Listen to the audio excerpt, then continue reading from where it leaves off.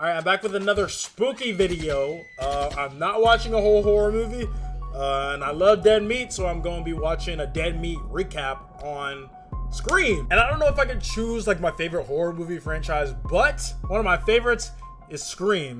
So I thought for this video, I could try and guess who's Ghostface before the end of the movie, pretty much. And the only ones I've seen so far are Scream 1,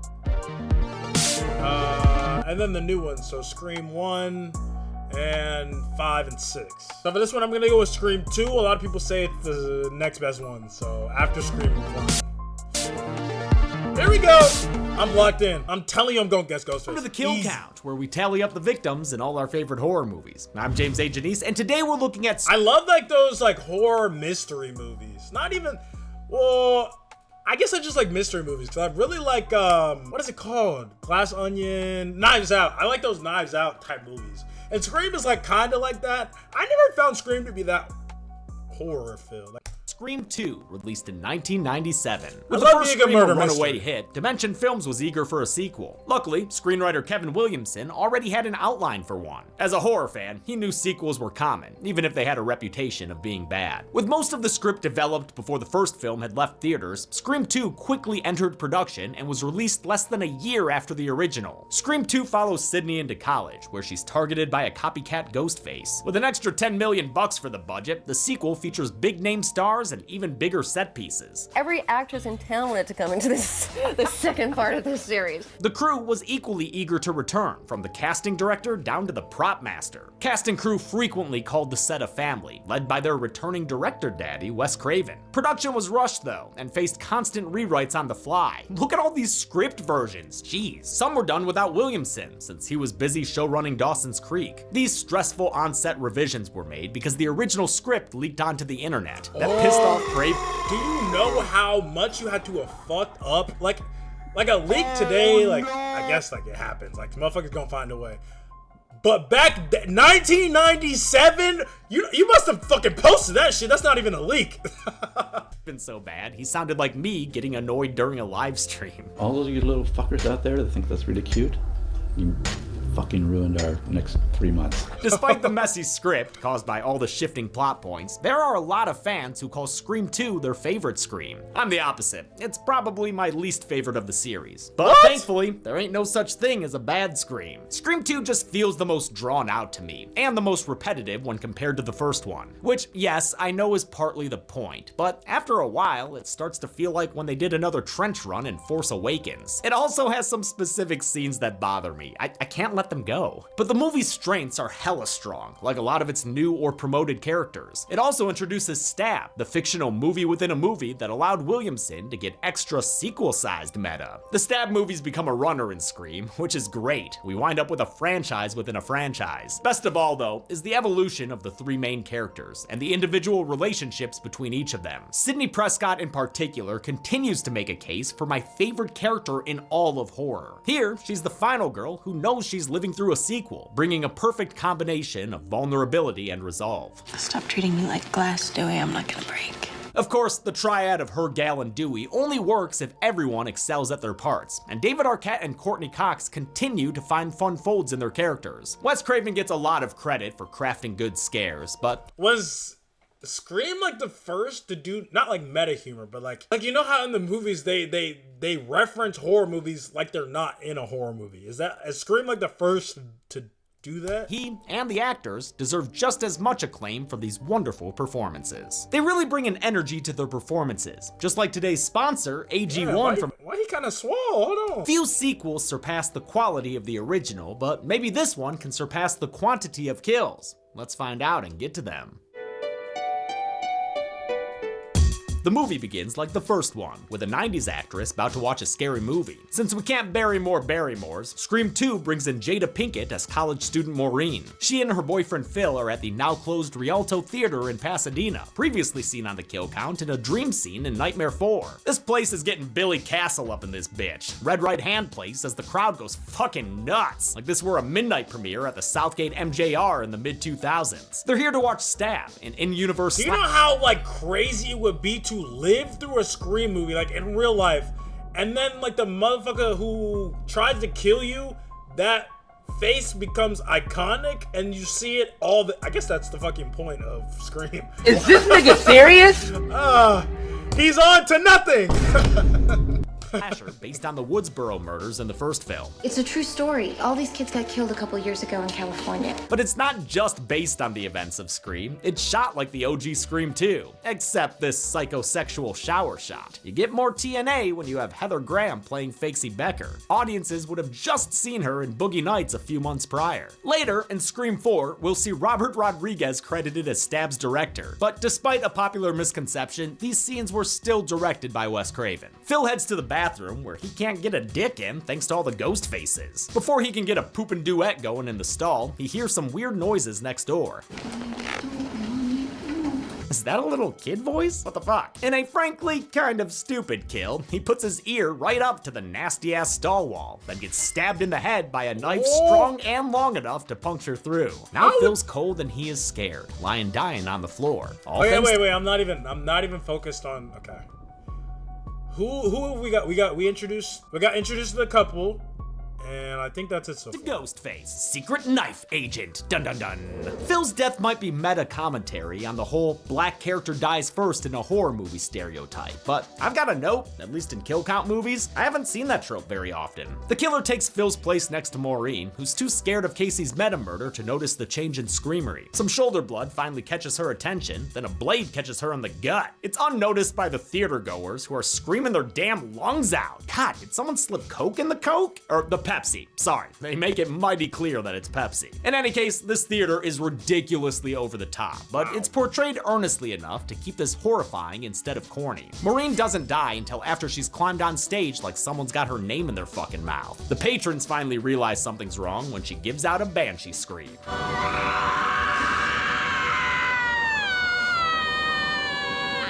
Sidney Prescott is now a world-weary college student who has to fend off prank phone calls. It may just be apocryphal, but according to some, the original Scream caused a surge in use of caller ID. Hi, did you know that caller ID use tripled after the premiere of Scream? The CBS Sunday night movies will be right back. Thanks, Drew. Sydney attends the fictional Windsor College, and while it's never stated in the movie, the screenplay says it's in Ohio, so I'll take that as canon until stated otherwise. Sucks for them. Haha, go blue! It's the same school Phil and Maureen attended before they were killed, and the same school Randy Meeks attends, since he followed Sydney there. To no surprise, Randy's a film major, and the conversation his class has makes me cringe out of my skin. It's fine when they start a meta discussion about the merits of sequels. Stab 2? Who'd want to do that? Sequels suck. But the specifics of their combo retroactively feel film bro. I got it. The Godfather, Part 2. It's like, I'm 15 and this is deep. The worst is how supposed film geek Randy gets a classic Aliens quote wrong. Get away from her, you bitch. I believe the line is stay away from her, you bitch. It's film class, right? Get away from her, you bitch! The quote was written correctly in the script, but while filming, the 19-year-old Joshua Jackson mixed up his line and said the right quote accidentally. Jamie Kennedy adapted on the fly and gave the misquote as his line. It bugs the hell out of me. It wasn't messed up the first time they filmed this scene in a lecture hall. Stay away from her, you bitch. That was a great line. One line does not make a movie great. It was reshot later at UCLA, maybe because the first attempt didn't have Sarah Michelle Gellar or Joshua Jackson. Still had awful dialogue though. I got it.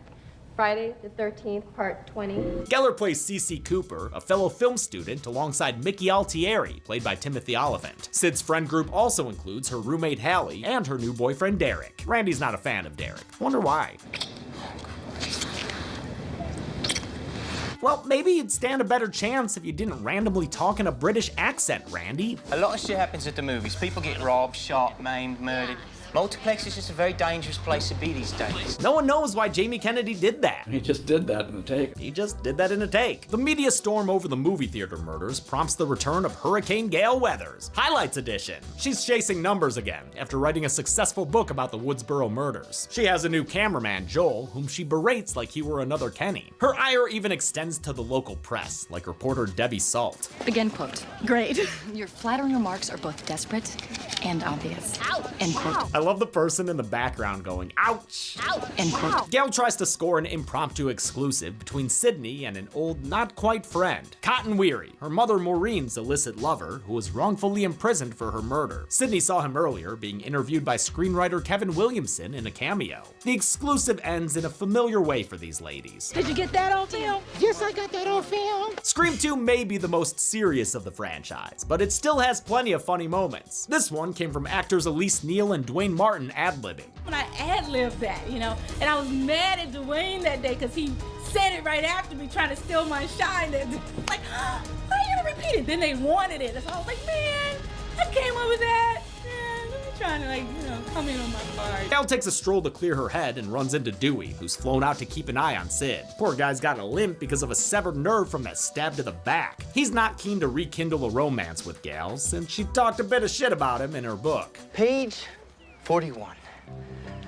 Deputy Dewey oozed with inexperience. I love this speed bump in their relationship. He's so wounded by her betrayal, and while she doesn't feel bad, she does seem to admire his earnestness. Their chemistry is great, partly because the two actors had started dating in real life, but it's gonna take Gail more than puppy dog eyes to fix Dewey's deeply hurt feelings. Dewey has a much better reunion with Sid, where their sibling-like relationship flourishes. It makes sense. She was his little sister's best friend, and with Tatum gone, Sydney works as a replacement sibling. Our surrogate big brother.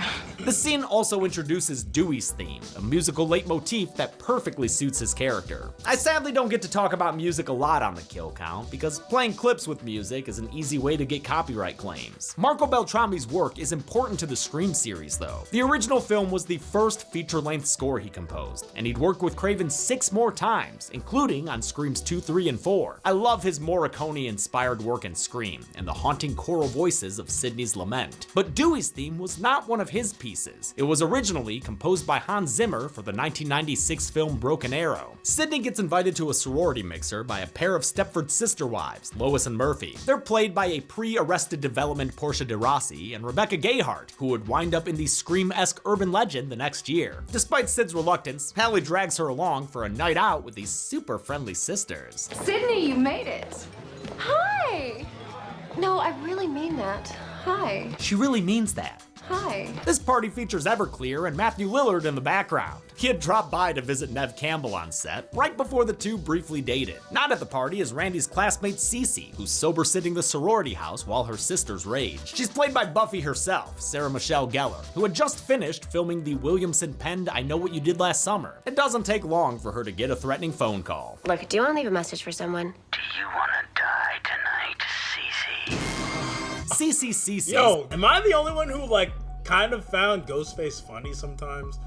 That motherfucker used to clown.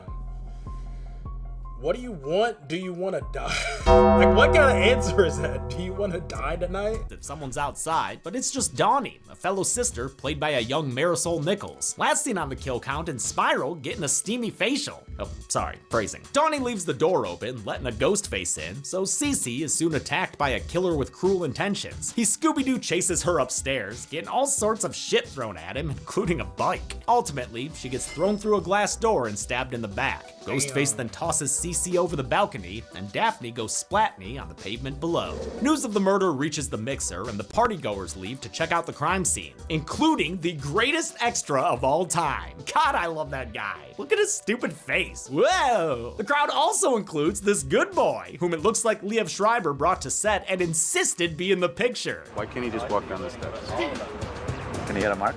He can hit a mark. put a dog biscuit in there with mark. Rudy, can you hit a mark? See that? He was very excited the dog succeeded. This kind of chaos is old hat for Sid, so she decides to turn in for the night, right after she takes one last phone call. Hello? Hello, Sydney. Remember me? A chase ensues, but Sydney manages to get to the back door unstabbed. Derek dashes inside to confront her assailant, but when Dewey follows suit, all he finds is a bloodied boyfriend, but not too bloodied, making him look mighty suspect in the long dark shadow of Billy Loomis. So they want us to think it's her boyfriend. But not too bloodied, making him look mighty suspect. I don't know. I always get tripped up. Like, is it the obvious person? You know, they don't really do that too often. It's like the obvious person who, like, you don't want to root for, and you think, like, you should think it's them. You normally don't think it's them. and it normally isn't them. Like the person who you obviously think it is, make it them. Because no one's thinking it's them. Alright, I guess he's my number one right now. Because he went in when Ghostface was already in there. But I have heard that Ghostface doesn't work alone. There's always two Ghostfaces. So he could just be, I don't know. In the long dark shadow of Billy Loomis. You're lucky he didn't kill you. Yeah, it's awfully convenient. Gal and Dewey meet with Police Chief Hartley and figure out the connection between the victims. Is Cece the girl's real name? Casey. Casey Cooper. As in Casey Becker? With Phil Stevens representing Casey's boyfriend Steve and Maureen Evans standing in for Sydney's mom Maureen Prescott, the police officially determine they're dealing with a copycat killer. Well, Gal determines it. Give credit where credit is due. Either way, Chief Hartley must be victims. Is Cece the girl's real name? Casey. Casey Cooper. As in Casey Becker? So Casey's the girl who got killed in the first place, in the first movie. Phil Stevens representing Casey's boyfriend Steve and Steve from, okay. Maureen Evans standing in for Sydney's mom Maureen Prescott, the police officially Maureen, her mom. Determined they're dealing with a copycat killer. Well, Gal determines it. Give credit where credit is due. Either way, Chief Hartley must be proud, since he's played by David Arquette's real-life father, Louis Arquette. But Gal's investigative charms still haven't won Dewey back over yet. Come on, Dewey. Smile just once. I'll smile when I catch the killer. Sydney sits down for a quiet lunch, but Derek ain't about to let that happen. And so I just decided to myself, I'd hide it to myself. What is he doing? He's ruining the movie is what he's doing by breaking out into song to prove his love to Sid. I think I love you. Don't do this. Yeah, man, please don't. It's an acknowledged reference to Top Gun, where Tom Cruise does the same thing with a different song. It's awful in that movie, and it's even worse here. I can't stand it. I hate everything about it. I hate how long it goes on for. I hate Mickey's stupid dance moves. Fuck you all for clapping. It sucks so bad. And stop conducting, dude. It's so cringe. This Partridge Family song had to be sung by Jerry O'Connell during his audition. Personally, I might have just passed on the part. The cast hated doing it as much as I hate watching it. None of us really like that song. Look at this shit. You can tell O'Connell would rather be hiking towards a dead body. I mean, I did the best I could. Yeah, you did, when you weren't stepping on the wrong table.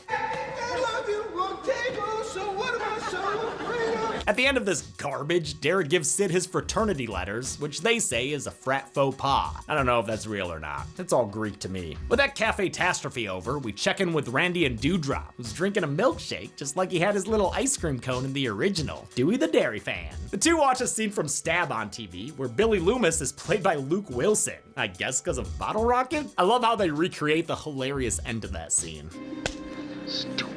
Stupid. They mentioned that in Stab, Dewey's played by David Schwimmer, co-star to Courtney Cox in Friends. As for Sydney, she's played by Tori Spelling, which was mentioned as a potentiality in the first Scream. I see you as a young Meg Ryan myself.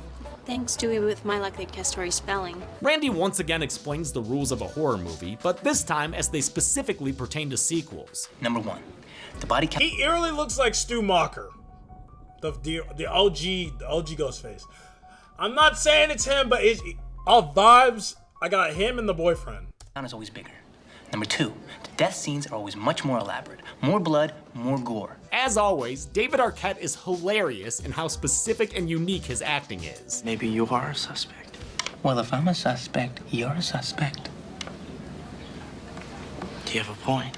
Sydney tries to back out of the leading role in her school's play. I've never loved this Agamemnon subplot, written by Craven during one of the on-set rewrites. But I do like the thematic resonance of Sydney playing Cassandra, the Oracle whose warnings were always ignored. It also gives us a cameo by the late David Warner as her teacher, last seen on the kill count in The Ice Cream Man. Rest in peace. He doesn't believe in bad omens, so he tells her the show must go on. During rehearsal, Sydney gets screamy once the fake knives start flying and the hooded faces start ghosting. She runs off stage to weep in the wings, where Derek all of a sudden appears. With that killer boyfriend, Shadow of Billy, still Loomising over her, Sydney breaks up with Derek. She ain't about to let no second Lion King ruin her pride. Dewey and Randy meet up with Gal and Joel, who's gotten nervous since learning.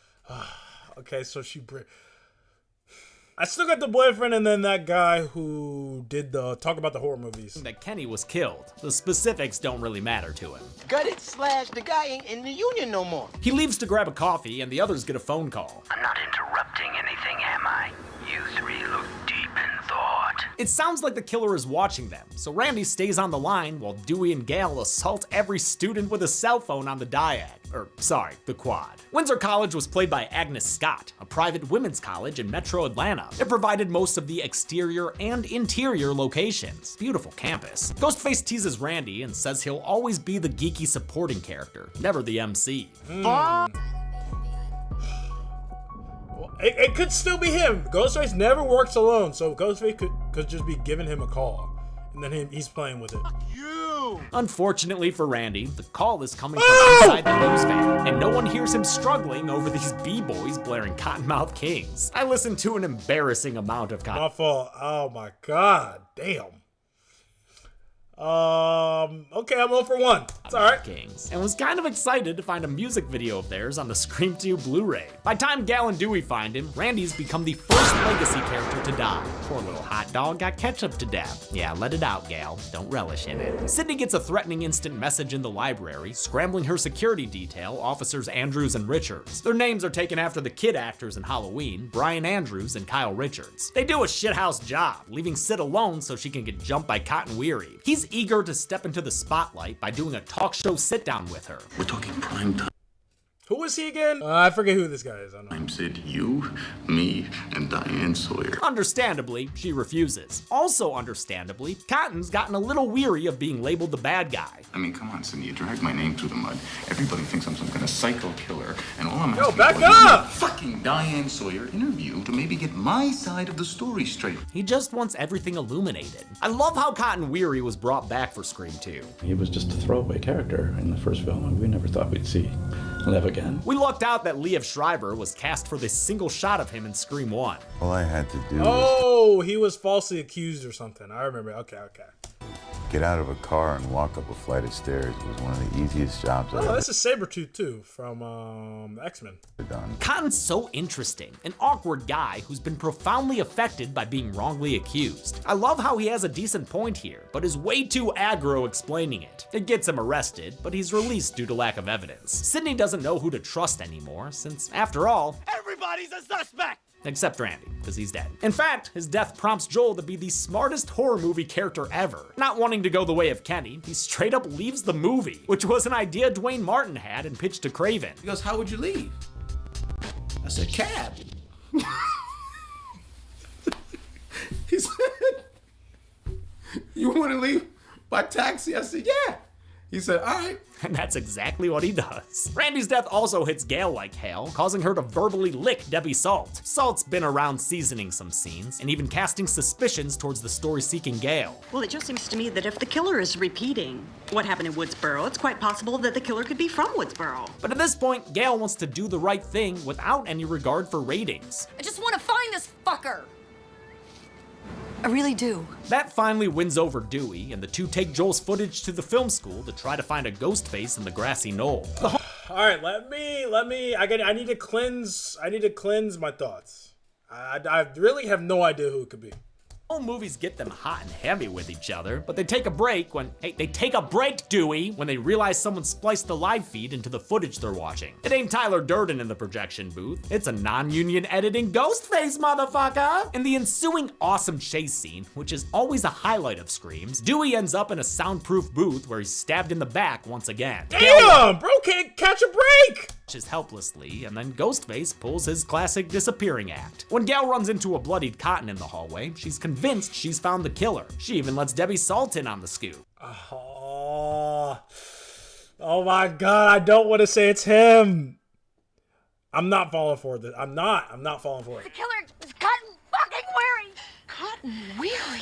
Elsewhere, Derek bids Sydney a farewell as she departs with Hallie to safer shores. He's quickly attacked by hooded figures, but they ain't ghost faces, they Greek faces, here to haze Derek for giving Sydney his frat letters. You know, frat stuff. They have no king but Caesar, crucify him! Yeah, and make his penis shotgun a beer. Heads up, little buddy! When Sydney's police escort stops at a traffic light, Ghostface sucker punches Andrews through the window, then sucker slices his neck open. Splurt! Richards takes a beating, but pops up to play the hero. Then he Ghostface rides the whip when the killer floors the gas. The new hood ornament tries to get a shot off with his gun, but his wild ride ends in hell when his head is impaled on a bunch of pipes. Ooh, baby, that driver's batshit. God, those final death twitches are seriously disturbing. Look at his little hand wiggle. Ugh. The crash knocks Ghostface out, giving Sydney and Hallie the chance to escape the back seat. This suspense sequence wasn't in the script. Craven said they came up with the idea on set. That means Neve Campbell had to do this back-bending stunt without any preparation. But she always loved the physical aspect of playing Sydney, and credits her history as a dancer for her athleticism.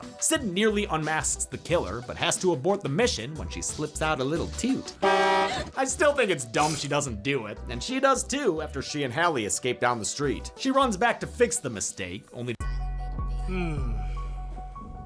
Okay, I don't have much to go off of other than the cotton guy. You know who I think it is? For sure? To no surprise, Randy's a film major, and the conversation his class has makes me cringe out of my skin. It's fine when they start. I think it's him. He just got that look, first of all. And he's barely been in the movie. Look at him just in the background. Bro, I'm telling you, he's plotting. I think, bro, he literally has motive. Why would it not be him though? It's obviously him because it's him. He got put in jail wrongly and now he wants revenge. I don't know about this guy. I really don't, but I can just tell it's him. And then police escort on set. That means Neve Campbell had to do the crowd. Hallie feels a little underutilized.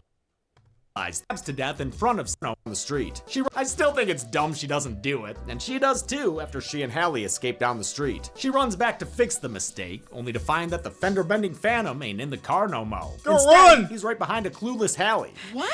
Whom he stabs to death in front of Sydney, then drops her body to the ground. Hallie feels a little underutilized to me, maybe because she was originally supposed to be one of the killers, before the extensive rewrites. Sid makes it back to campus, where a siren song lures her into the theater. On stage, she's jump scared by a Jesus Christ superstar, Derek, bound and boozy from that hazing session earlier. Before she can untie him, she's stopped by Ghostface, who reveals himself to be... Told you! Yeah, she's stopped by Ghostface, who reveals himself to be...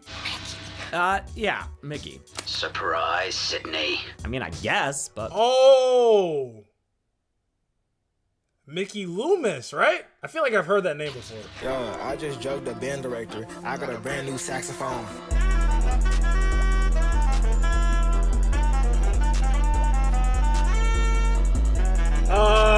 Okay, after... Bro, okay, after... So... Mickey Loomis is a real person, it's just not who I thought it was. That's awkward as fuck. Yeah, Mickey. Surprise, Sydney. I mean, I guess, but mostly because I'd forgotten that character existed. I told you! Same! Dude literally hasn't been in the movie since 45 minutes ago, when he was waving his arms around like a jackass. Timothy Oliphant tries his best to save this lame reveal, but Mickey's still just a second-rate stew. Surprise, Sydney. Mickey implies that Derek has been his partner in crime all along. The frat bro asks Sydney to stand by him, but she's unable to bring herself to trust him. As she's frozen in hesitation, Mickey plugs a hole straight through Derek's broken heart. Mickey sucks as a reveal, but it is downright evil the way he makes Sid feel guilty for suspecting Derek right up to his death. You should really deal with your trust issues, Sid. He reveals he's got a case of the crazies with a harebrained homicidal scheme to get caught. Then he'll bask in the media frenzy and blame his murder spree on horror. Okay, who? It's gotta be. The other one's gotta be, the guy who got wrong, Cotton. He reveals he's got a case of the crazies with a harebrained homicidal scheme to get caught. Then he'll bask in the media frenzy and blame his murder spree on horror movies. So he wants to get caught, Bro, this is like that one study fucking 20 years ago that said violent video games are the cause for fucking murders, bro. He's literally trying to do the same thing. Oh, I went crazy because of horror movies, so don't watch horror movies now. To get caught. Then he'll bask in the media frenzy and blame his murder spree on horror movies. Killing people to become famous is a sadly prescient motivation that resonates with earlier dialogue about life imitating art. You can't blame real-life violence on entertainment. Hello, the murderer was wearing a ghost mask, okay? Just like in the movie, it's directly responsible. No, it's not. This commentary also helped Scream 2 with the MPAA. The opening, they felt, was an excellent commentary on the nature of horror movies and that we were being responsible by making that in some way. There's still one elephant in the room though, who might be working with Mickey as a second Ghostface. Turns out it's Gale Weathers. Nah, just kidding. It's crazy-eyed Debbie Salt, whose real name is Mrs. Loomis? That's right, that lady is Billy's mother. Scream 2 originally had a very different ending, back when it was filmed as Scream the sequel. We barely seen either of these characters. What? Why? You don't get your wannabe Pamela Voorhees ass out of here, bro. That lady is... We already got it. Hey, LeBron. Ben Simmons is here. We're all good. Scream 2 originally had a very different ending, back when it was filmed as Scream the sequel, before Miramax demanded a title change. Mrs. Loomis was always the primary antagonist, but at first she had 3 accomplices, Derek, Hallie, and Cotton Weary. When that draft got leaked, revisions and secrecy followed. A fake script was written, which was also leaked. Scripts were printed in a way to prevent photocopying, and most people's scripts had the last act largely blacked out. Or I remember seeing a lot of blacked out pages in my script. So I thought I might be wearing one of those. Laurie Metcalf's hunch was right, and the matriarchal murderer was foreshadowed earlier by Randy. Mrs. Voorhees was a terrific serial killer. Like Pamela, Mrs. Loomis wants to avenge her son's death, so she plans on killing Sydney and enlisted Mickey online to help her. As for So Mickey's just a random guy.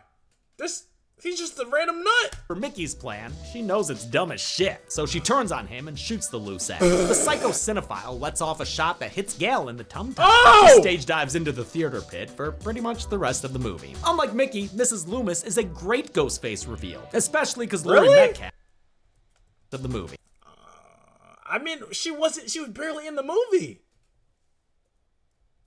No, maybe if I watched the movie, she would be in more scenes. But she was barely in this recount. That's what I'm saying. Shot that hits Gale in the tum-tum. She stage dives into the theater pit for pretty much the rest of the movie. Unlike Mickey, Mrs. Loomis is a great Ghostface reveal, especially because Laurie Metcalf plays her as delightfully unhinged. I am sick to death of people saying that it's all the parents' fault. It all starts with the family. You want to blame someone, why don't you blame your mother? Sydney manages to break away with a breakaway bottle before fighting firepower with fake fire. God, this part is dumb as hell too. What kind of antagonist gets defeated by college drama department props? What are you doing, Sid? Trying to scare her away with noise? She ain't a bear. Their struggle is interrupted by a stray gunshot from Cotton, whom Sydney quickly catches up and introduces to Crazy Eyes Deb. Mrs. Loomis tries to convince Cotton to let Sydney die, but he's gonna base his actions on how they best benefit him. Bet you that Diane Sawyer interview's looking real good right about now. Since Sydney would take Diane over Diane, she accepts the offer. Cotton shoots the homicidal housewife, ensuring that Lady Bird will grow up an orphan. Sydney grabs the gun and gets jump scared by Gale, who says the bullet just bounced off her ribs. Well then, nice of you to help back there, Gale! Since this ain't these ladies' first rodeo, they're suspicious of Laurie Metcalf's death face. Now he's come back. But it's the Deadwood that ain't so dead. Mickey's still got some kicky in him. They quickly gun him down. Why would you even, like, if you were trying to surprise somebody? Suspicious of Laurie Metcalf's death face. Now he's come back. But it's the Deadwood that ain't so dead. Why the fuck would you? Ah! Nigga, you're not undead. This isn't your first time being alive in 1,000 years. You literally could have just snuck off and been free. Got some kicky in him. They quickly gun him down, sending his body tumbling upstage. Or is it downstage? I can never remember. It was a justified shooting though, so Sydney has nothing to worry about. Damn. That one was closer to a cause for concern. Hope Sid gets some therapy after this. The paramedics arrive alongside Joel, who comes back to cover the night's events. Gale can't be bothered though, after spotting Dewey doing the same old back jab Jesus routine he did in the original. Instead of filing a report, Gale picks her heart over her job and rides off with the Deuster in the ambulance. Sydney is swarmed by reporters, but she directs them to Cotton Weary instead, calling him a hero and giving him the 15 minutes of fame he's been craving. The movie ends with some 90s post-grunge as Sydney walks away to, wait, where is she going? Literally all her college friends are dead. How many co-eds received a deadly degree at sequel school? Wow. Well, I want to tell. So I went 1 for 2. 1 for 2. Oh, you but that's not bad. This I'll morning, take it. I woke up with this feeling I didn't know how to deal with. And so I just decided to myself, I'd hide it to myself and never talk about it. And didn't I go and shout it when you asked for a kill count? Let's get to the numbers. Let's get to the numbers. Let's get to the numbers. Isn't that what the show was based on? Though it's much more nowadays, I still always gotta say, let's get to the numbers.